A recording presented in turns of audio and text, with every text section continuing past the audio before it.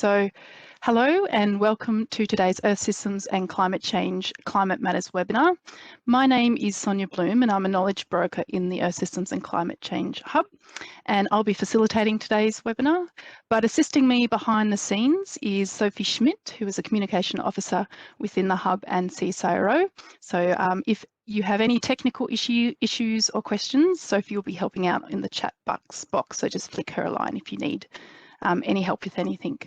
Just before we do get started, a few really small housekeeping issues. If you could all ensure that you are muted during the presentation, just to reduce feedback for the presenters. We do encourage you to keep on your videos. We don't often get a chance to see each other, so it'd be lovely to see your faces if you've got the appropriate bandwidth. This webinar will be around about 30 to 40 minutes of a presentation, with the remaining time available for questions and discussions. So we'd love for you to post your questions or discussion points at any time throughout the webinar in the WebEx chat box function. These questions will be used to drive the Q&A session after the presentations, but also during the Q&A session, we'd love for you just to raise your either physical hand or your WebEx virtual hand and take yourself off mute and ask a question in person as well. And Sophie and myself will be driving that Q&A session for our presenters. And lastly, just please note also that we are recording this webinar, and the recording will be available on request, or it'll also be posted within the week on the Hub's YouTube channel. So I'd like to start the webinar by acknowledging the traditional custodians and the lands of all of which of us live and work here today, spread out from what I can see right across Australia, which is great to see. So I acknowledge the value of traditional knowledge and see how it can really add value to the weather and climate science, Western science, that we conduct under the Hub and broadly across the community. So I can see the value it can add to our research, and also to understanding by using their stories what the impact of climate change will be on our oceans, lands and communities. I pay respect to their elders, past, present and emerging. This is the third webinar in the new Earth Systems and Climate Change Hub Climate Matters webinar series. For those of you who haven't attended one before, the aim of the webinar series is just to provide the Hub researchers a chance to showcase their science achievements and findings across the life of the Hub. The Hub is coming to a close very, very soon. And so this is a great opportunity to share within the Hub community, but also with a few key stakeholders as well, just exactly what each project has achieved across the life of the Hub. So it's really about sharing scientific findings and discussing linkages and looking towards for future opportunities. Today's webinar is called Counting the Cost of Carbon Emissions, and our presenters are Lead Chief Investigator Dr. Pep Canadell and Dr. Peter Briggs, both of who are from the CSIRO Climate Science Centre. Pep and Peter have been contributing to a number of Hub projects which focused on carbon budgets and carbon sources and sinks. So Pep will be starting the presentation today, so I'll hand over to you to begin, Pep. Thanks.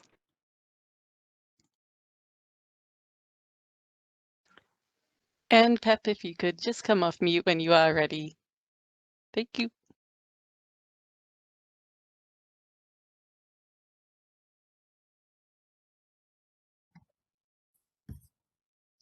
All right. Yes. Thank you, Sonia, and thank you everyone for the interest in this seminar. I want to begin by just remembering very briefly Vanessa Havard, who was a key member in this group, in this project, which unfortunately, she passed away 3 weeks ago. So we came to this NESP meeting 6-7 years ago when we began to prepare it with these two major statements of problem. First of all, is that the role of the terrestrial biosphere in removing CO2 and its evolution into future in underwarming climates has large uncertainties, yet countries have big expectations on how much natural-based solutions can help to achieve their mitigation targets and the overall Paris Agreement, global climate stabilization. So in a way, we just came here knowing that there's a lot of interest and there's a lot of uncertainty. How can we contribute and help? The other big component kind of relates more to First one was related more immediately to Australia. The second one more immediately to some of the work we do globally. And that is that there is no global greenhouse reporting system to track progress towards the stated goal of net zero emissions in the Paris Agreement. And what exists, it's basically a collection of whatever we can put together from the self-reporting from the countries in terms of greenhouse emissions, acknowledging the fact that 2/3 of the global emissions are actually coming from countries which systems of reporting are not, necessarily really good as the developed world countries. And so here again, we thought there is something that we can offer in terms of measurements and integration of data at various scales and very different from the ones being reported by countries to again contribute to have better certainty of where we're going with both the perturbation of the system and also the mitigation. The way we kind of address this challenge was, from an Australian point of view, we kind of build towards, working something that's going to enable us to bring updates, constant updates of the Australian carbon budget as a way to kind of track natural anthropogenic sources and sinks. And I'm going to emphasize here that this is not this is kind of an additional layer of what all the reporting for the convention, the government does. So we're looking at, more than those components, which are under the methodologies and the reporting requirements. And then explore changes in biospheric net carbon uptake and the future climate. So really looking at, in good part, our biospheric modeling capability and with a number of data sets from some of our member partners in the universities and the government who holds, large amounts of data sets, very relevant to bring these carbon budgets together. And third, we did a rapid response assessment. This is just an additional thing which we're highlighting here because we're going to actually talk a little about the science itself. A rapid assessment took us about 10 months, and that was really in response to the bushfires last year. And we were really interested in kind of to finding out how any potential trends in fire activity in Australia could ultimately affect, things that we care, including the carbon budget of Australia, both now and into the future. On the kind of more global aspects of our work, and everything I'm going to say globally, it belongs to our both contributions and perhaps most importantly, leadership in the global in the GCP, in the Global Carbon Project, for which I'm the director of, in trying to kind of bring research institutions around the world with modeling capability and data sets to bring together some of these large scale, global scale carbon budgets, which now we have moved to become even more comprehensive and do now 3 different global greenhouse budgets that we can repeat over and therefore track changes. And as part of this, we also did a rapid response assessment in this case, stemming from the COVID-19 pandemic. And so there was a huge interest of understanding impacts on carbon emissions. So we developed a whole line of very quick research and data gathering. So we were able to respond to what was a very large interest. So if I just begin just talking a little about our 3 major efforts on budgets, that is the carbon budget, which we've been doing now for a number of years, but by building more effort and investment, both here in CSIRO, NESP, and elsewhere, in our international collaborators, we've been able now to do again the methane budget, and for the first time last year, the N2O budget. The 3 of them were really in response to a stakeholder requirements. We started really focusing on carbon for many years, and people came back to us saying, carbon is the most important one. We have absolutely no doubt about. But for nations and mitigation, of course, as it's very important we understand what's happening and how everything relates from carbon into methane and N2O. So over the years, nothing that we did any quickly, over the years, we built an international capability again to do and repeat the methane budget. And as I said, the N2O budget for the first time last year. I'll just give you very tiny snips of these three budgets. There's, just to kind of, just to give you some of the information that has been more recently brought in, which I think is very relevant. And I just want to show you these land use changes. The carbon budget, that's land use change, contributes 15% of all anthropogenic emissions. And this past year, for the first time, we were able to decompose globally these flags, which is about almost 6 billion tons of carbon in its gross fluxes. And the reason this is very important, it's because the gross fluxes are many times bigger, and the gross flux, basically the deforestation land clearing flux, it's almost 3 times bigger, which it means that the amount of potential mitigation that can be done by avoiding, some of those land clearings and deforestation are actually much, much bigger than what we could assume by just looking at the net fluxes, which are the simplest ones to measure. So I think that has been a really important progress, and which kind of matches very well the interest and the core business of this project and contribution to NES. For the global methane budget, I think that we have always said that agriculture has the biggest, most important contribution globally to the anthropogenic methane into this methane perturbation. But I think that what's really important is that for the first time we're able to show the last 2 years is that from a growth rate perspective, both fossil fuel methane and agricultural and waste methane is actually contributing equally to the increase in methane in the atmosphere, which has been going up quite quickly since 2007.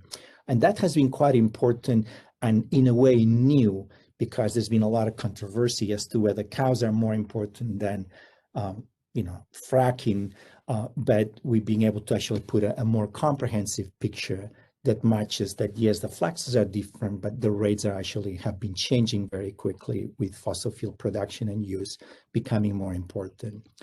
And for the N2O budget, there's been a bit of a discovery here, and that is that we just now understand that for the first time, there is an interaction between warming and natural production of N2O in forests, and particularly in some of the kind of wetter places in the world, in the tropics. And we have been able to, as part of these other fluxes, the small flux there, to actually show that there is an additional flux, that it's not a direct anthropogenic flux coming up, but it is one that it's interacting with the fact that the planet is warming. So I think that that has been a quite big novel piece of information that we have put in the table. These budgets are important because one of the many things we can contribute to is to support the development of the remaining carbon budgets to climate stabilization. So what I show you here is just an update that we just did with the latest carbon budget we've done for 1.5 and 2. There's a number of methodologies to do that. We are not developing new methodologies ourselves. We just look at IPCC methodologies to develop under different livelihood scenarios, what's the remaining amount of carbon, and just so 380, 1300, and just to remind you that last year we had 42 gigatons of carbon total on emissions. So you can just make your own calculations, and of course, this probability can change dramatically, how big or small some of these remaining budgets become, just by taking higher risk that you may miss it, or by being more sure that your target will not be missed. And as part of one of this rapid assessment, I'll just say a few things about the COVID impacts. There was huge interest, and of course, the first thing is that is this the biggest thing ever has happened. So from an absolute point of view, it is true. COVID-19, you're looking at the growth rate changes of global fossil CO2 emissions, for the last 100 years, and in volume, there's absolutely no doubt. From a percentage amount of kind of collapse of the emissions coming out of the World War II and in the Great Depression, those were much bigger than what we see now. But of course, we're emitting so much more emissions, and the impact, absolute impact, was much bigger. It's been really kind of interesting to dive into our data sets, as we always do, to look at, who really contribute the most to this decline. And coal was really important, a part of the decline. Of course, coal was already coming down even before COVID. And the big contributor was oil. And it's really interesting because this massive fall of oil consumption really came on top of what was perhaps, some of the times with the cheapest, less expensive prices on oil that we've seen for many years now. But it was the consumption that really fell so dramatically. Gas decline, which was also quite relevant in the sense that gas has been going up, very consistently for now many decades. Of course, if you might think to some of the activity data that we collected, that was part of the rapid assessment we did. It was really nice to see that indeed surface transport, mostly road transport, was really the one that was falling the most, with a peak decline, daily peak decline of almost 17%. Early April, when globally we were all big part of the world was shut down, and so we could actually really track and match what we're seeing in sectorial data versus activity data. And of course, who is doing what. And here we just show the big countries. Of course, government Australia does a wonderful job, and of course a much better job we could do for Australia in also showing that there was a very important decline in 2020 on carbon emissions and general greenhouse emissions. But it's really interesting to see here how China, really kind of declined very heavily, came back very quickly, and by September it was back to where it was before the pandemic. And one of the key questions we get asked a lot is about, what happened into the atmosphere. Do we see any changes? Is it going to be a legacy of these changes? There's been a lot of activity there, but I think that it's important that even such a large decline, which I think I didn't say, it was about 7% decline of CO2 fossil fuel emissions in 2020 compared to 2019. Even such a big decline, it's very difficult to actually see much in the atmosphere. And the reason being that if you were to look at what, so this is just a representation, the red bar, it's a representation of the impact on parts per million in the atmosphere of that COVID impact. And I just also added here, because we have this question quite often about the impact of the Australian fires in 2019 into 2020, will be, about 0.1 part per million. So when you kind of bring back to what the natural variability is of our carbon cycle, because mostly climate impacts on the natural sources and sinks, has nothing to do with what humans are doing. The impact is at least 1 ppm average across, multiple decades. So it's very difficult to actually detect anything, and it would require those kind of declines to go over, well into a decade to be able to move away from what's the natural variability. So a lot of the data that we've been gathering, and particularly with the biosphere modeling work that we do, we want to have an end point of keep building, upgrading, and making more comprehensive an Australian carbon budget. And so this is an update, 2019 partially update of the budget, but it's the one that we have aspirations that it can become not operational, but we can almost have a keeping track of how both nature and anthropogenic impacts affect this overall net balance for the continent. And another thing that we did was to really begin to test what could be the impact of different climate scenarios on the capacity of the terrestrial biosphere to remove carbon. So net biome production is the net balance of the land based on the fundamentals of the physiology of the plants.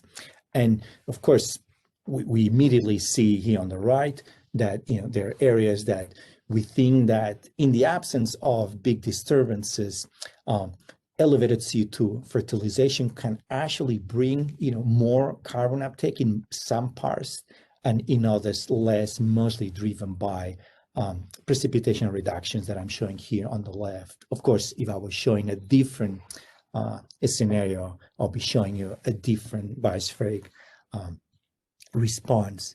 But the important thing here is that these are kind of the biospheric physiological responses of changing the climate and atmospheric CO2, but there's more to it.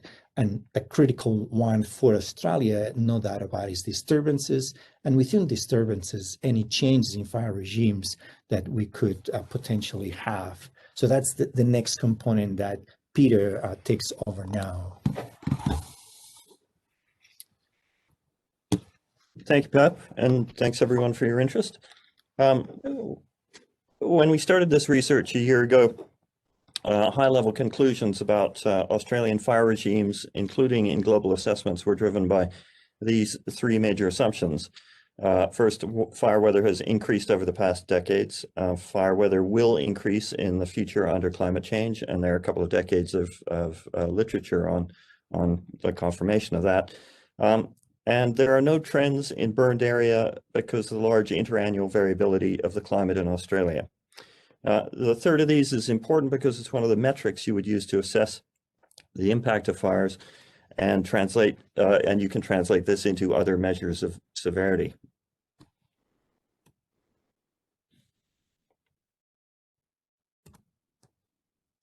Sorry.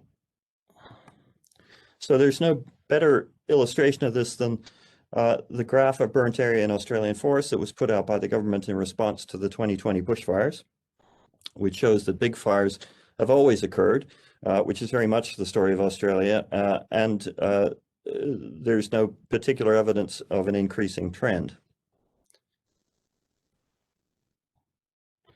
If anything, you could make a case that the story until 2020 was a declining trend in the severity of megafires. But when we looked into the data, we found that this didn't necessarily square with the story that's being told here. So how does this discrepancy arise? When we look at fire in Australian forests, we come up against a definitional problem. The lower threshold for declaring a forest can be so inclusive of small trees and sparse crown cover that it combines two very different types of fire regime. The fire regime in open woodland with crown cover less than 50%, such as shown in the bottom picture, is driven by the growth of a herbaceous understory, which occurs in response to big rainfall events, and then burns in the next dry season. In denser forests with a much more closed canopy, fire occurrence is driven largely by the opposite conditions, namely persistent lack of big rainfall, which leads to a drying of both the fine and coarse woody fuels. So this led us to adopt a more stringent definition of forests, intentionally excluding open woodland and savanna because fire behavior there is driven by the grassy fuels component. A couple of things to say about that. Generally, in terms of burnt area, what happens in forests, even in 2019, 2020, is swamped by what was happening in the grass-dominated ecosystems. But in terms of carbon density and changes to the continental carbon stock, grasslands and open woodlands can't compete with the effect of fires in these types of forests. So by focusing only on those forests where the fire regime is not driven by the dynamics of grassy fuels, our findings turn the traditional narrative about trends in forest fires in Australia over the last 40 years on their head. So looking first at the trends and drivers, this is a comparison of the trends in various fire risk factors between the last 20 years and the 20 years before that. The Forest Fire Danger Index relates to weather conditions near the surface. The Continuous Haines Index relates to the troposphere and the conditions that are likely to lead to extreme fires, including the formation of pyrocumulonimbus. Dry lightning days are important for ignition. Maximum temperature, annual rainfall deficit, and soil moisture relate to the dryness of the forest. Now, all of these trends are heading in the wrong direction for Australian forests, especially in the south and the east, and all of them are directly or indirectly related to climate change. On to our findings. Since 1988, we've seen a linear increase in the annual amount of forest burnt, but an exponential trend of burnt area in forest ecosystems during the autumn and winter, which shows how the fire season is quickly expanding into the cooler months. The mean growth rate during this period is 15% per year, more than 4 times the annual rate. Since 2008, the mean autumn-winter burnt area has been over 866 kilometers squared, which is nearly 4 times that in the previous period, 1988 to 2007. And in both cases, in these plots, the 2019-2020 year has been excluded from the regression that you see. The relationship between the annual occurrence of extreme fire weather days and burnt area is exponential. 5 of the 6 fire years with more than 1.5 days of severe or greater fire danger have occurred since 2000. And again, 2019-2020, the triangle on these plots was not included in the model fit here. Between 54,000 and 68,000 square kilometers burned in 2019-2020. And although the model I'm showing here was not designed for prediction under future climates, for 2019-2020, it would have predicted 98,000 kilometers squared. And it's worth pointing out that a lot of the indexes of fire weather can be predicted seasonally in advance. Despite the mismatch in numbers, it clearly indicates that the conditions were right for an unprecedented megafire, and we can expect more of this into the future. The trend in time between fires over the last 40 years is that it's going down. There are now extensive areas of forest in southeastern Australia with fire return intervals of less than 15 years. Forest ecosystems there, such as mountain ash, which need more than 15 to 20 years to establish a seed bank because they're not resprouters, to establish a seed bank able to recover the forest after fire, are now hovering over the threshold of regional ecosystem collapse.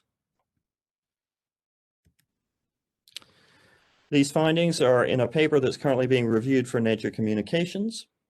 And so in summary, what can we say about the effect of these fires on carbon stocks and their relationship to climate change? Well, firstly, very large quantities of carbon are being put back into the atmosphere by bushfires in temperate forests, which are much larger than from burning of savannas in the Northern Territory, even though the areas burned in the NT savannas are much larger. Fires in temperate forests last year put over 500 megatons, between 400 and 800, of carbon into the atmosphere, which is a huge amount. Bushfires have traditionally been treated as ultimately carbon neutral events because regrowth occurs and eventually the same amount of carbon is returned to the landscape as was lost in the fires. We appear to have passed a tipping point with our temperate forests because conditions are increasingly unfavorable for their recovery. So more and more carbon may remain in the atmosphere if similar things start happening around the world, which they appear to be doing. How this may change the global greening effect from CO2 fertilization is at this point unknown. And finally, clearly the increasing trends in burnt area are closely following the trends of climate change. And we feel we're showing the strongest multi-causal evidence to date that burnt area has increased due to climate change. And I'll hand back to Pep now. Thank you, Peter. Wonderful. So we'll just, that's the end of the science part of, and we'll just go over very quickly a few other key high-level sections from the project. First of all, on impact, we just want to begin by saying that we have been adamant about publishing everything we've done and making the data available on everything we've done. So I think it has been, well, that was a requirement from NEST, but we worked really hard to actually being able to do that. And we put many different papers, but I just want to highlight the fact that we had, in the last 5-year period, 10 papers in Nature journals.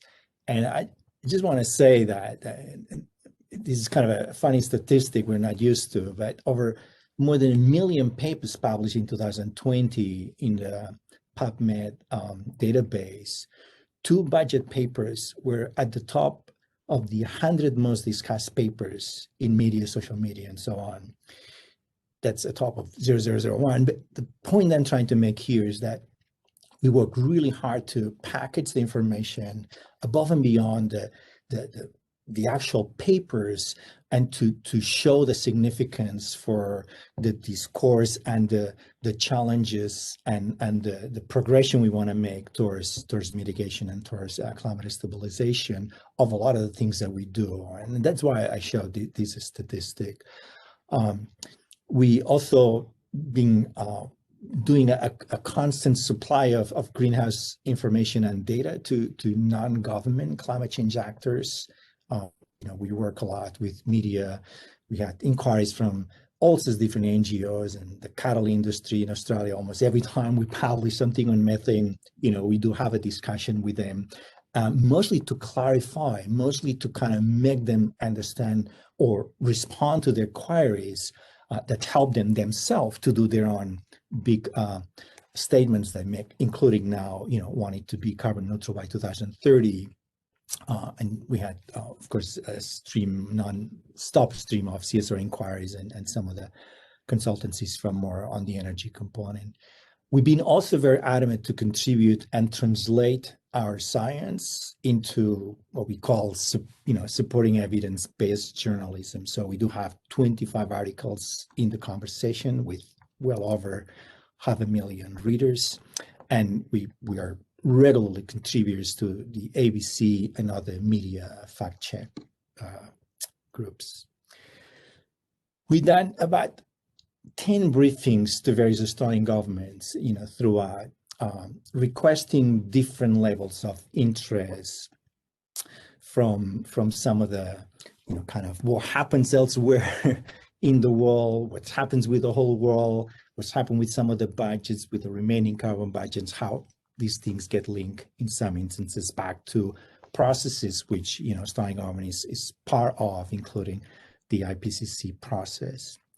And then I'd like to highlight this one from the Royal Commission in 2020, published just a few months ago. And one of the first things they said was that from early in our inquiry, we struggled to obtain consistent burn area data on a national scale. And yet, of course, we're just about to publish this. I think that we're proud to say that, we have compiled and analyzed the most exhaustive database on forest burn area in Australia. So that was an obvious thing that, to be contributing to the Royal Commission, a problem we knew that existed before, and other inquiries have actually come up before. So we feel particularly proud of this, because it was a very rapid response that we've done over the last 10 months. The global greenhouse budgets that I've discussed before are certainly considered now the most authoritative source of information of anthropogenic and natural sources and sinks. There are key climate indicators to track progress towards Paris Agreement.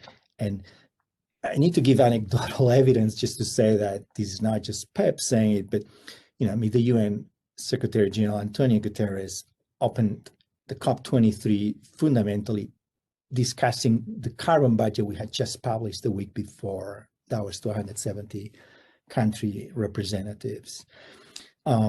They have been, the budgets adopted now fully by the IPCC. They'll be fully published in the next assessment. And they've been taken by the World Meteorological Organization for their annual briefings on the state of the climate. And again, this is anecdotal, but we know that after all these years doing this work and really reaching out, that we have inspired, no doubt about it, the development of contemporary and remaining carbon budgets in many countries and political jurisdictions. So just to finish looking ahead, we do have just a couple of 3 high-level things we believe that it'd be really interesting to continue growing and exploring, and that is to explore the impacts of the whole new database, CMIP6, that is now it's already available for us to explore really how those various climate projections may have an impact on the biosphere to remove CO2. And, we have now cable and a BIOS 3 application for Australia, which we could, systematically explore those possibilities. We know that there is, of course, huge interest, certainly in the governments from all around the world, and Australian, no different interest in nature-based mitigation solutions. So a clear understanding of what the limits of that biosphere or opportunities of that biosphere from a more general way before you move down to the project level, I think that they'll be important to have. We think that we can develop a state and vegetation-based fire regimes in contemporary Australia based on all these data sets that we have been putting together, and to begin to explore how some of these regimes can change under future climate, something that our models are not fully have embedded in, but we do have now an offline fire module for cable that we can just kind of bring together and start exploring those future climates.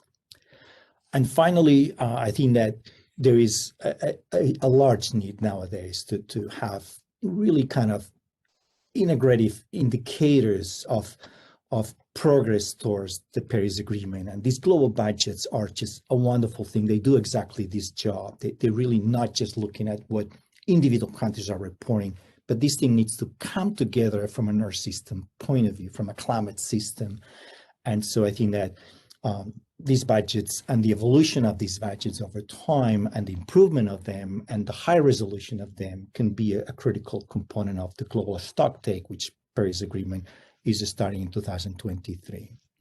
So with this, we just want to say thank you to, first of all, the opportunity to be part of NEST for all these years. And also thanks to many collaborators we had, particularly some of the collaborators we had to very quickly bring together, for these final rapid assessments that we did over the last 10 months. So thank you very much. Thank you.